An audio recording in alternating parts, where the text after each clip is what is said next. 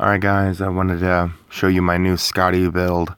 Um, basically, I don't really need the leech, I just have it, I just initially had it set up this way, and that's where like all my attack runes are. I'm gonna refine this a little bit and boost our attack a little bit more. For this fight, the only thing that matters is Skadi's attack, and making sure that everybody's stats are maxed.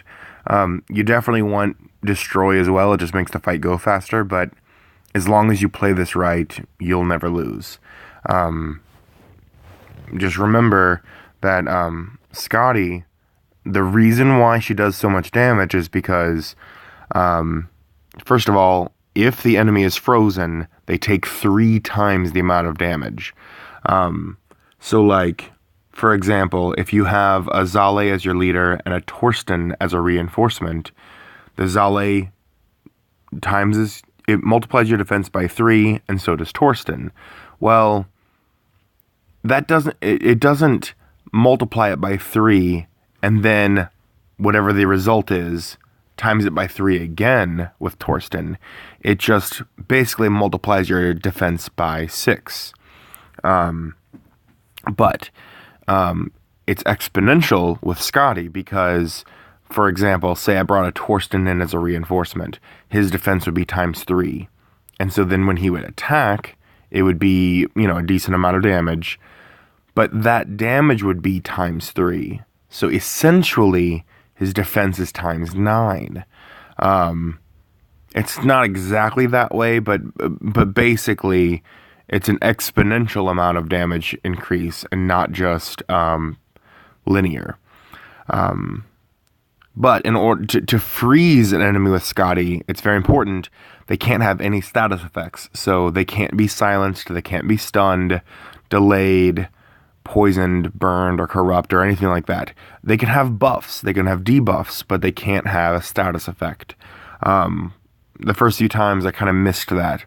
And it's really important to freeze because that buys you 3 turns. Basically, that's 3 skill energy as long as you activate every turn.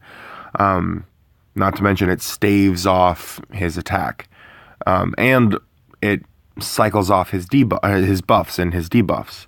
Now, he's not going to debuff us at all because Skadi buys us 3 turns. Tusk buys us 5 turns. He's a 3-turn plus 2 skill energy. And then Neth, he buys us 2 energy. He charges really fast anyway. And as long as you time it right, if the enemy is silenced, he won't corrupt you, he won't debuff you, he won't multi-attack, he'll just do a normal attack. And I'll show you a little bit how the timing is important with that. And then this is what makes it all possible, is the Jeriz, or however you want to say his name. He buys you another turn. He gives you a +1 skill energy. But what's important is how he blocks 90% of incoming damage for 3 turns. Really, we only need it to block for 1 turn, but you'll see why the 3 turns, it helps, and you have plenty of leeway in this build. So I'm going to show you guys this fight. Again, if you time everything right, you can't lose. Unless Skadi misses. Skadi, it's based on attack, so, the enemy could dodge. This enemy doesn't dodge very often. Later on, I'm going to change the build a little bit and add a little bit of focus, so that way it's a guarantee hit, basically. The only thing that I really need to bring is a star potion. I brought the other 2 just in case, but honestly, I don't ever have to use them. As long as you're paying attention. You have to pay attention to all of the turns, and I'll show you how I do that. So he's starting out with 2 turns till he attacks. So always the first thing I do is a star potion on Skadi, and then I immediately freeze him. It does a decent amount of damage, and it buys me 3 turns. So I will go ahead and attack, and it's really important to activate, and having Neth's abilities awakened, I get light type and earth type cards more often. So it's not a 25% chance that I'm going to draw a fire type. It's a little bit less than that, which really helps me in this because I really don't want to draw fire type cards. So I'm going to keep going. Now, he's going to attack me in 3 turns. Tusk will be ready in 2 turns. So I'm going to save Silence, I think.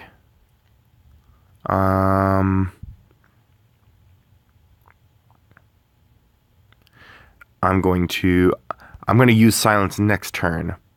The reason why is because I want the Silence to last till only the turn that he attacks. So like right now, he has 2 turns to attack. Whenever I activate Pulse Cannon, that's gonna stun him for 3 turns.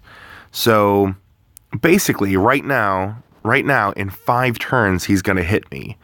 And Neth, the Silence ends in 5 turns. So I'm going to use that now.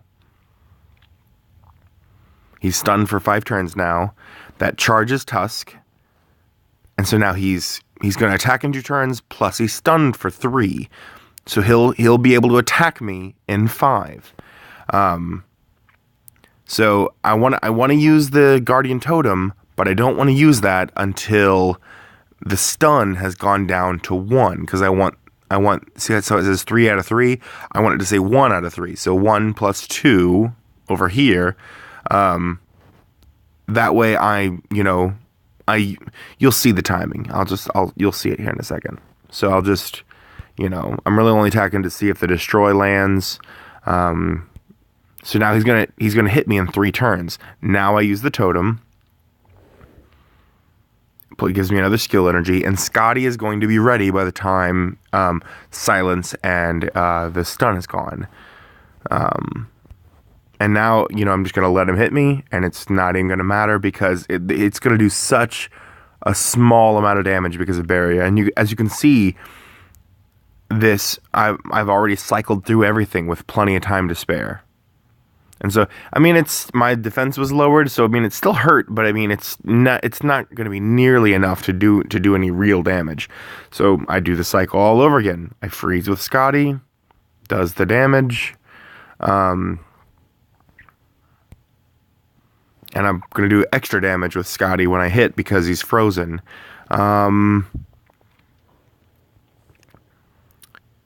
Let's see. I'm going to wait to use the Silence, because remember, I don't want to use the Silence until this says turn 2, because I want him to stay silenced for when he hits. So I'll attack. I'm going to let the freeze go away.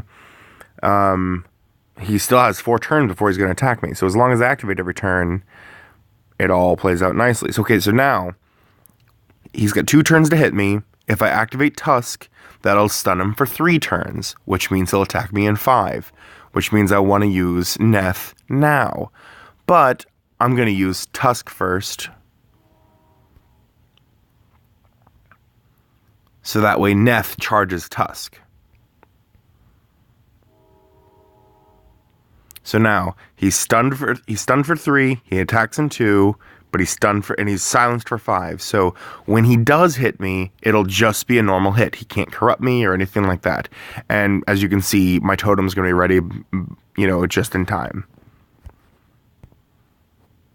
And this cycle, unless I just get really unlucky and draw a bunch of fire cards, I cannot lose. And with plenty of time to spare, Skadi's already recharged.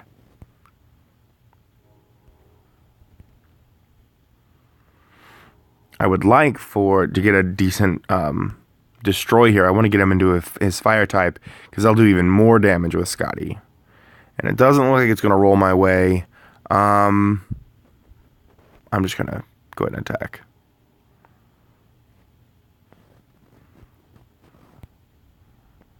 Okay.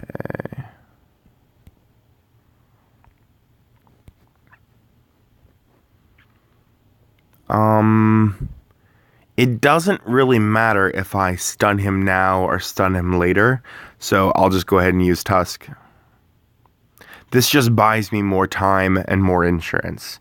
The only thing that really matters is to make sure that I don't activate Neth until he has 5 turns left. Like right now, he's attacking in 4 plus 3, so that's 7. So I need to wait 2 turns before I activate my silence.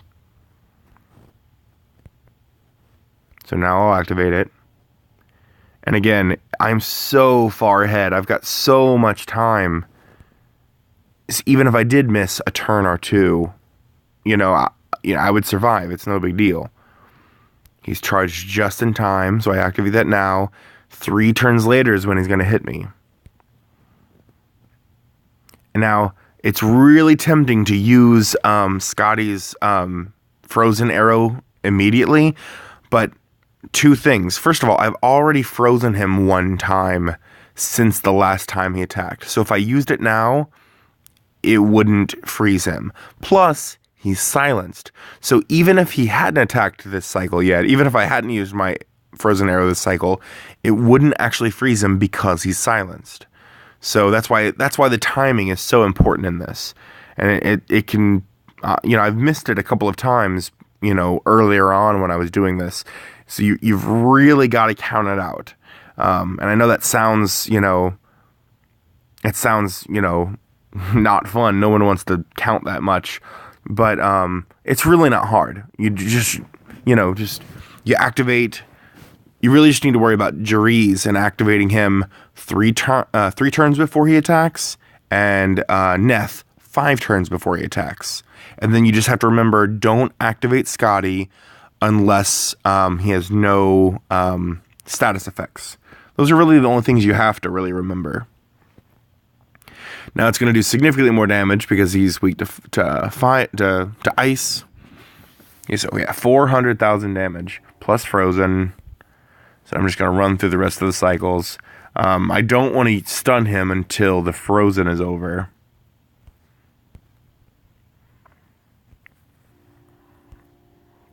Oh, there's the... Oh, whoa, no. Thought I was going to get unlucky, but I got really lucky. So now I'll go ahead and stun him. He attacks in 7 turns, so I'm going to wait 2 turns before I activate Neth. Now I'll activate, charging everyone else. And next turn I activate Jariz. Charges everyone.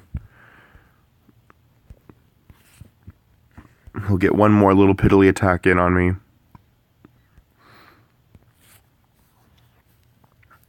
That's still, imagine all of those times 10. That's a significant number, but this is going to finish him off.